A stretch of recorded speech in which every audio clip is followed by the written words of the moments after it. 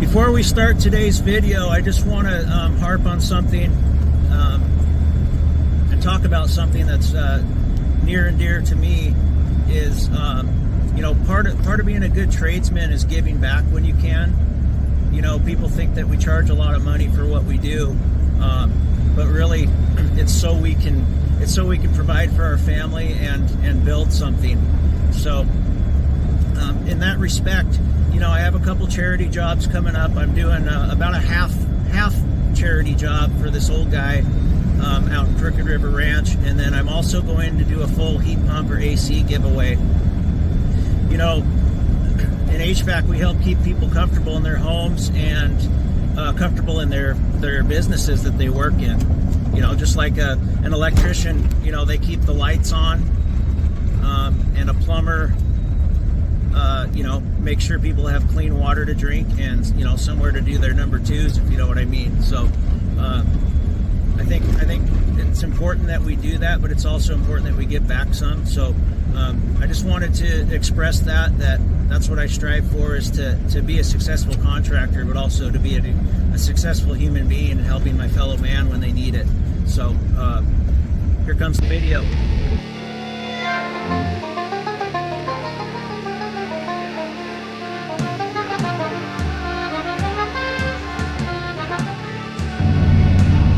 Good morning, guys. It's Seton HVAC here. It is Friday, July 5th, 2024. Let me start off by saying I have all my fingers. I didn't lose any. Wasn't for a lack of trying, though, I can tell you that. So, what's on the agenda for today? Stopping by a job real quick to look at placement of a wall unit. It's going to be a 3-zone system, 2 wall units, and then a concealed ducted, in which I'm going to be starting that one probably the end of next week. I have a 2-zone Mitsubishi I'm going to do starting on Monday. I got to work all day tomorrow on this Mitsubishi job down south and do all the guys' hookups and get it on test form. So I'll get content for you on a Saturday, which would be cool. After that little stop to look at that wall unit, I am going to go to that air conditioner that I went to on Wednesday. Customer's out of town. She left me a garage code. I'm going to go in there and see what is going on and what was causing that coil to ice up. She had a clean filter in there. Clean filter. The charge seemed like it was probably okay, but when you're iced up, it's hard to tell. Now, I was running, it was about 75 degrees outside, and I was running about 275 head pressure at about 60 suction. That's with an iced up coil. So we'll see what those pressures iron themselves out to. Once I get back there today, it's had a couple days to thaw out, and with our temperatures, it's plenty thawed out. I guarantee you that.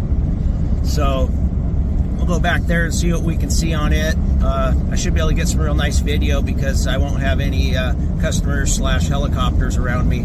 I'll be able to get all the video I want. So that will be a pretty in-depth service call, hopefully. So that's basically what I'm doing today. It's an F-it Friday, so let's keep it light. I know I say that every day, and then it turns into a 10-hour ordeal, but I'm trying to keep it light and get back home and spend the rest of the weekend with the family, or at least tonight and Sunday anyway. So we had a really good 4th of July. We stayed up late with the little one because it's not getting dark till after 9 o'clock. So we started our fireworks late and didn't get done till probably 10:30 or 11. And there might have been a couple of adult beverages involved too. So, but I feel good. I just had a couple beers, no big deal. And I'm raring to go today. I'm excited about what's coming up as far as content for you. Lots of interesting and unique jobs, not just your slam bam furnace change out or AC add-ons. I got some real cool stuff. coming up. Hopefully some more service stuff too. Hopefully not service warranty stuff like what I'm doing today. But yeah, I got plenty for you. I look forward to doing this on a daily basis with you. You know, outside of some weekend days and holidays, of course. So stay tuned, and I'll be back. All right, we are back. Looks like she is thawed up. I'm going to seal this door up, head outside, and see what the unit's doing.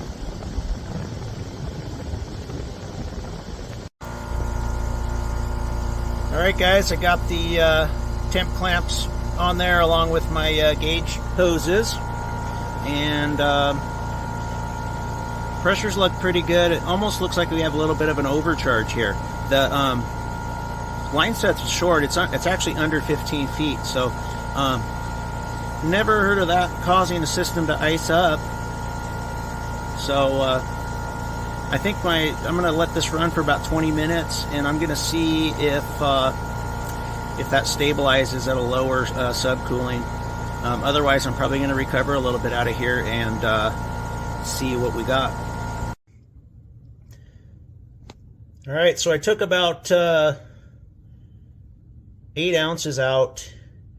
I'm going to go back and check pressures and everything. I just want everything to stabilize. I'm getting 47 degrees right now in the supply. Let's go take a look at the return.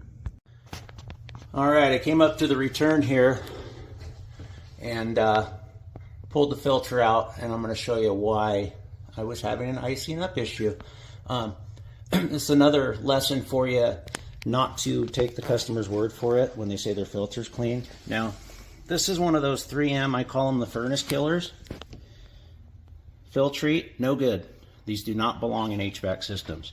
You want to buy the cheapest filter that you can and change it more frequently. These are just a marketing ploy is what these are. They don't do you any good. Do not put these filters in.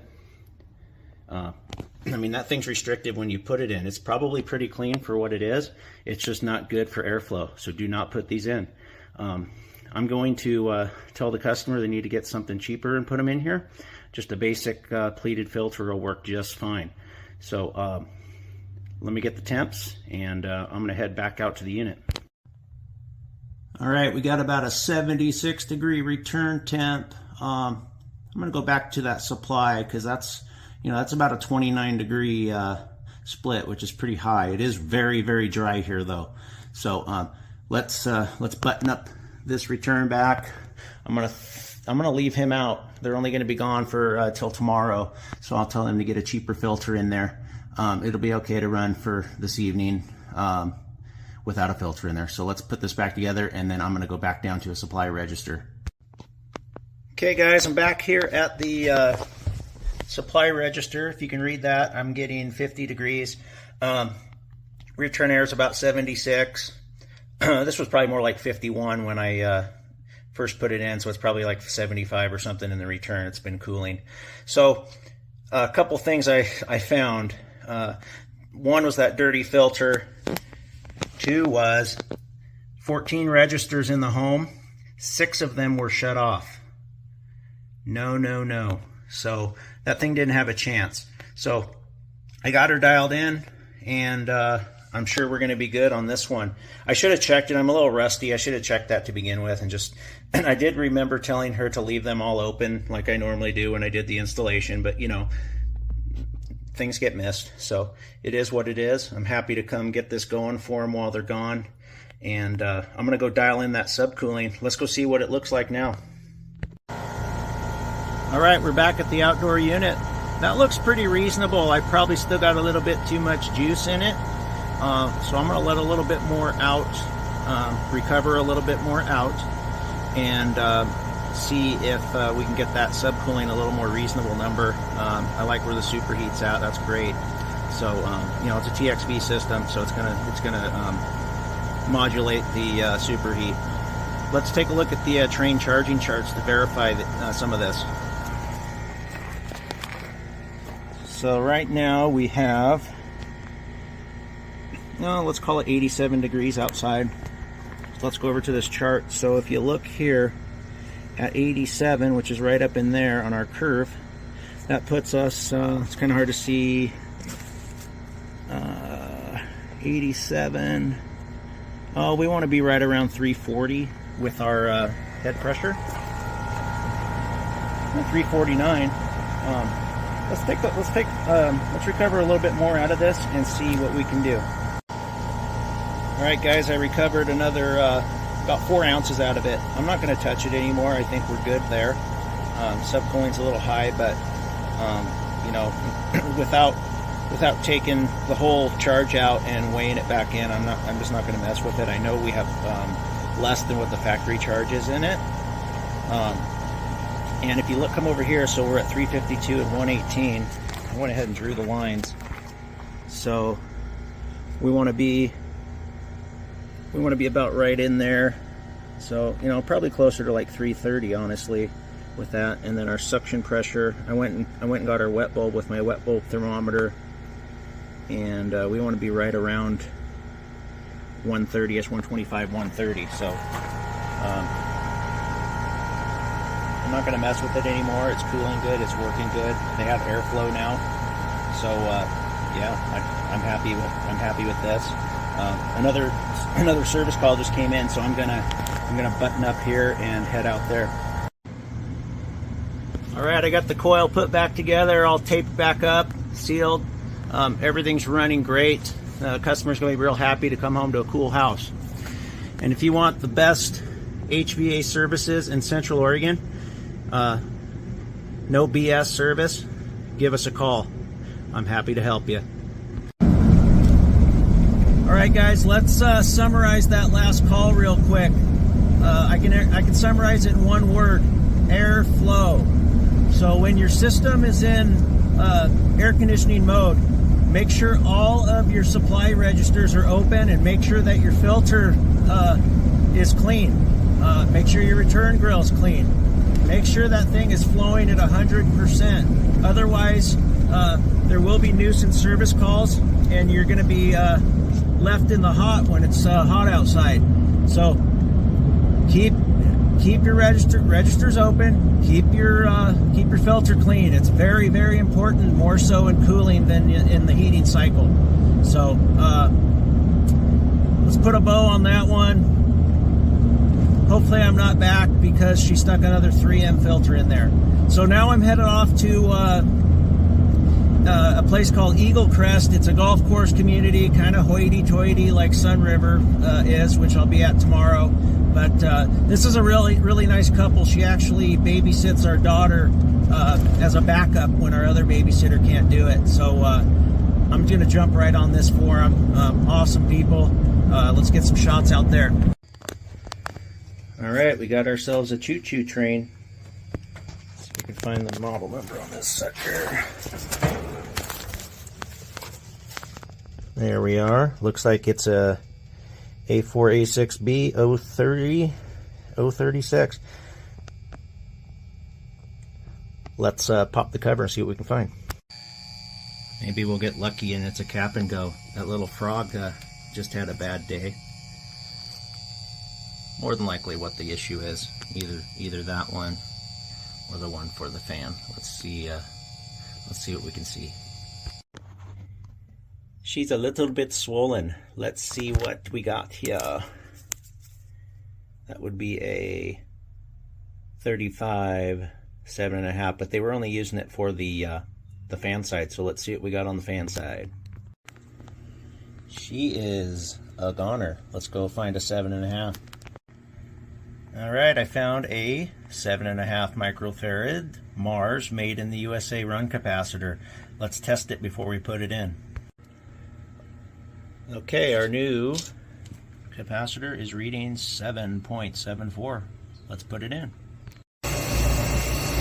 Alright guys, she is a running. Gotta love a cap and go on a Friday. It's my last call today too. So, there she is, snug as a bug in a rug. That's all it was. Simple fan cap.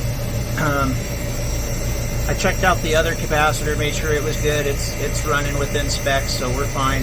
It's got a hard start on it. So I'm probably just gonna go get temps I'm not going to put my gauges on. I think it's not necessary, and you can potentially contaminate the system when you do that. So I'm going to just make sure that it's getting a good split. I'm going to check their filter and be on my way. This, like I said, this is people that we know, and you know, I only live about 10 minutes down the road, so if they have any more issues, I can come right back out. But I'm pretty sure we're good. This train compressor sounds a little whiny, but it just got put through the ringer because he didn't turn it off right away, and when that fan quit. So hopefully we don't have any future issues there. And all right, I'm going to get some temps on it and call it a day. All right, you gotta love a easy cap and go on a Friday afternoon on your last call. That was awesome. I took temps inside. I didn't put it on video because the son was in there watching a movie. It was nice and quiet. I didn't want to disturb him. But we had a 23, 24 degree split. Like I said, we tend to get higher splits in this region because the air is so dry. You know, not like a humid climate where you might get 16 to 18 degrees because it's using a lot of that energy to remove humidity as well. Not to get geeky on you or anything, but we have higher splits here. So, and when I say split, I mean the difference between the return air temperature and the supply air temperature. So, yeah, I gotta love it. I gotta love it. It's Friday afternoon. I can enjoy my rest of today. Enjoy it with the family. I still have to get up early tomorrow and work, but you know, it helps to have a quiet Friday when you're going to be traveling out of town, way out of town tomorrow down south. So I really appreciate it. I can get a little bit of relaxation in. And hold on, I was making sure this gate wasn't going to close on me.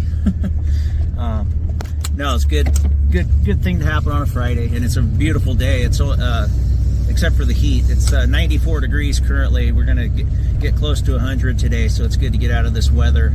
I'll be out in it tomorrow, but most of the work I got to do tomorrow is indoors. And this guy has a very, very efficient build he's got going on, so it stays pretty darn cool in there. So I'll be happy about that. Yeah, just leaving this Eagle Crest Resort golf course community. Pretty nice homes here. Most of the people are pretty nice. I actually come play golf here from time to time. Nice to have a backup babysitter that's close by. So is our primary. So yeah, not much else to say about today. Summarize that other one again. You know, airflow. It's all about airflow. Keep your filter clean, and I'll quit harping on it, and I will talk to you tomorrow.